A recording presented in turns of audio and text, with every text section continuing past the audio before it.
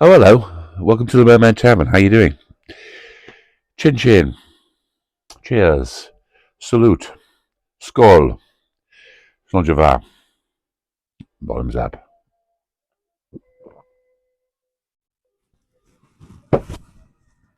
How you doing? Thank you for everyone who's watching my videos here at the Mermaid Tavern. I really appreciate it. And if you have subscribed, I really do appreciate you subscribing. I don't assume ever that anybody's going to be out there watching stuff, and it's always flattering that people do like and subscribe. And I thank people like Beatles Love for the support they've given me. It's just so hard to get seen out there on YouTube. It's such a monster, you know. If you do like this, please will you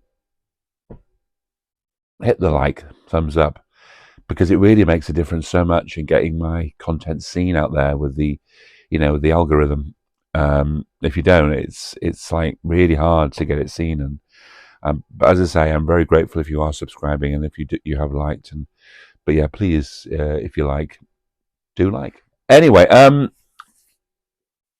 was seeing a thing the other day about the Saville Theatre in London being redeveloped. Now you know what the Saville Theatre is if you're a Beatles fan. If you don't know what the Saville Theatre is, you're not a Beatles fan. Well, just to recap, it was leased, not bought, but leased by Brian Epstein in 1965, and he was leasing it right up until the time of his untimely death in August '67. And the theatre, he wanted to run it as a theatre because he loved theatre, didn't he, Brian? He'd toyed with acting when he was younger. And to run a West End theatre, I think, was a bit of a dream for him. And indeed, he did have productions on there. And but in 1967, it became a very famous for its Sundays at the Saville, where you got some great bands. Not the Beatles, though the Beatles did go there. There were boxes, and it got the famous Jimi Hendrix, particularly. That story about Hendrix, I think it was the 4th of June, 1967, and Paul was definitely in the audience, and he did Sergeant Pepper, didn't he? Just did it like that, and it'd only come out like 3 or 4 days before, and he had it. And Paul was so impressed. He kept on telling people that story for a long time afterwards, how he was impressed with Jimmy. So Pink Floyd, Cream, The Move, The Who, a lot at the Saville. Lots of bands like Procol Harum. I think they were on that night that Jimmy was doing that Sergeant Pepper bit. Yeah, incredible string band. And they had these wonderful posters designed by the Fool, sort of psychedelic posters, and it looked amazing. And there was, but yeah, some great footage of all these great bands like the Who and Pink Floyd, early days, Sid Barrett, and the Move. I particularly love the Move. Really interesting venue connected to the Beatles. Anyway, it's being redeveloped. It was originally built in 1931 as a theatre. You've got Cambridge Circus, where the Palace Theatre is, where the Harry Potter musical is, and then just going down towards where Forbidden Planet is. That side of Covent Garden. It's there. And it's been an Odeon for a long time. I think it was converted into 3 years after Brian died. It was converted into a cinema. ABC took it over, and they made it into 2 screens. And then a lot later on, it was converted into an Odeon. I think about 20 years ago, and that was 4 screens. It's quite a distinctive 1930s building. It's got that sort of arch, like an arch window, but I believe it was kind of closed off, or it was wrought iron and a big window and I think they put glass blocks in there to let the light through. But it's got this frieze along the side. It's all about drama through the ages. I think it was designed by somebody called Gilbert Bays, and it's always noticeable. I used to talk about it when I first did tours of London, open-top bus tours, about in between doing acting jobs, and from about 98, 99, we used to go down Shaftesbury Avenue, and I used to talk about that because I knew from reading about it that Brian Epstein had owned that theatre and had been famous for these Sunday nights at the Saville. It's funny I used to talk about it, and then I remember going in the theatre. I remember going in the Odeon quite a few times. Shall I tell you my? It's a bit off topic, but shall I tell you my pick and mix dating story? Shall I? Well, I had a date.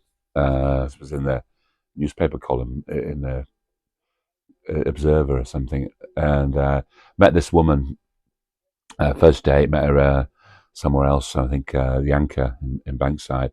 Got on well, and we agreed. We were both big movie fans, and we agreed to meet for a second date and go and see a movie of her choice.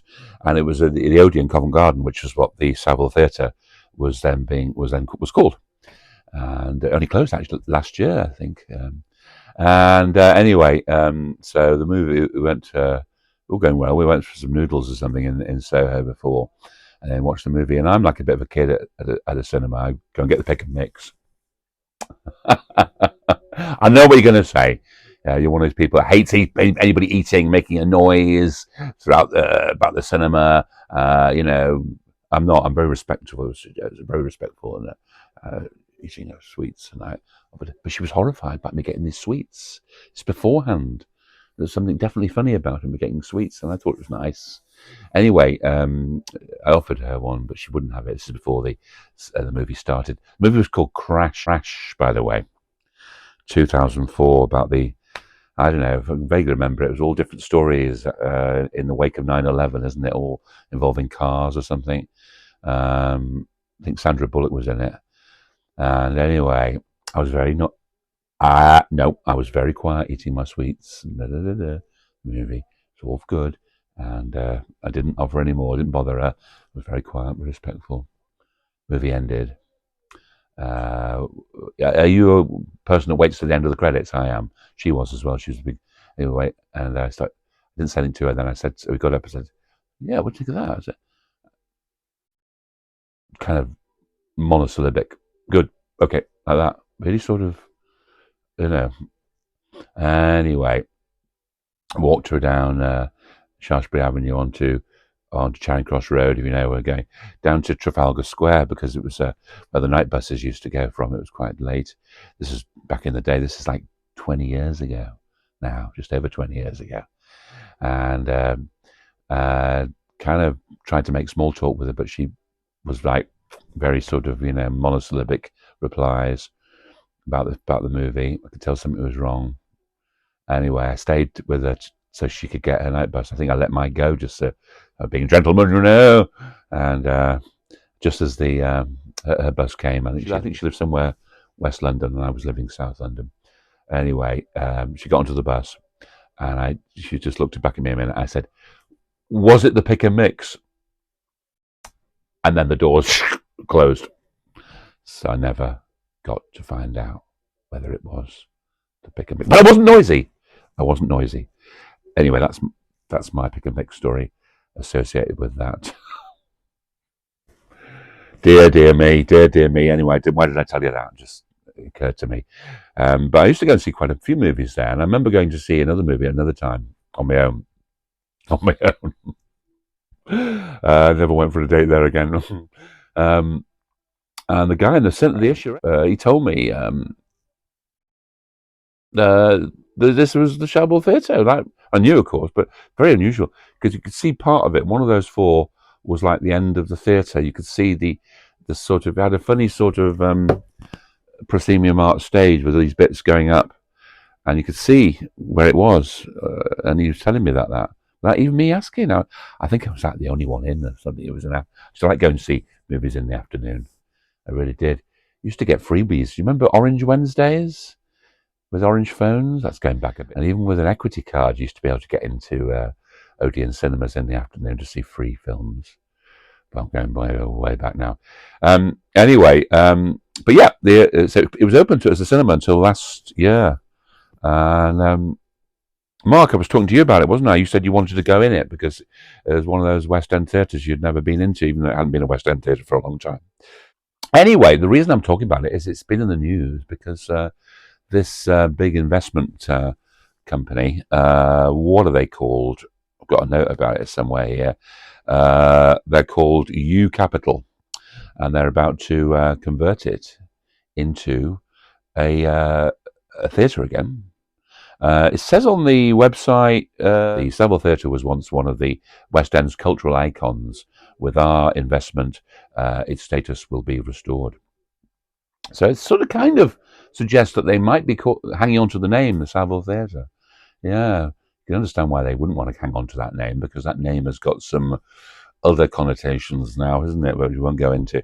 But I understand historically it was named after the Saville Club, which was a famous gentleman's club in London, originally in Mayfair, but now, where is it now? It's somewhere else. It still exists anyway, so I think that was the reason it was called the Saville Club, though there's a difference in the spelling, but I can't find any other reason why.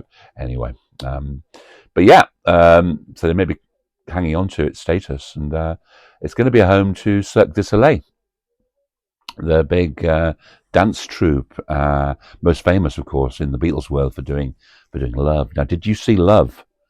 It was on in Las Vegas for 18 years until that closed last year on Ringo's birthday, didn't it? I know my friends Gary and Vandy went to see it quite a bit. Did you go and see it? I'd love to have got over to Las Vegas to see that, but I didn't. I do know somebody, like a guy I know, a friend of mine from tour guiding, called Mike Goodenough, and he was, bless Mike, he was quite a successful actor, been in a few things. I'll never forget, because bless him, he's no longer here. Bless Mike, bless your memory. I was sitting on a back of a bus, one of those open top buses we were guiding, and it was in the winter.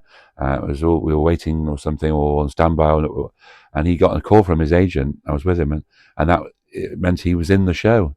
He was actually going out to Las Vegas to be in Love. Quite a big, larger than life. Bless Mike, he was larger than life, big guy. But he was very pleased to be going out there. Bless Mike.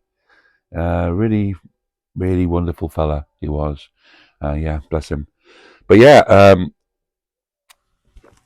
Cirque du Soleil has got no plans, as far as I can see, to reboot itself somewhere else.